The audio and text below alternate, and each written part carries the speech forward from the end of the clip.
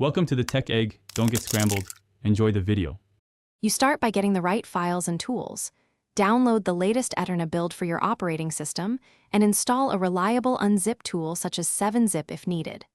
Once done, make sure you have at least 2 GB free and create a dedicated Eterna folder. This prevents permissions and path errors. Then extract the archive directly into that folder. You're doing this so the program can find assets and configs quickly. Next, we'll handle launch and initial config. You now launch Eterna for the first time, accept firewall prompts if they appear. Next, go to Options and open Input Settings. Select your controller or keyboard, then run a short calibration routine to set offsets. This ensures your timing matches audio. After that, add songs by copying SSC, SM, or DWI files into the songs folder and refresh the cache from the main menu. This step links media to the engine, so charts and audio load correctly when you play.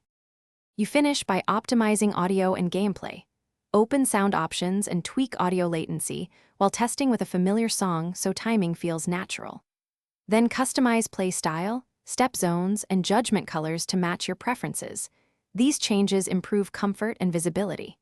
If you hit a crash or missing assets, inspect the logs in save/logs, run Eterna with a compatibility flag such as compat, or reinstall the build. Doing so resolves most issues.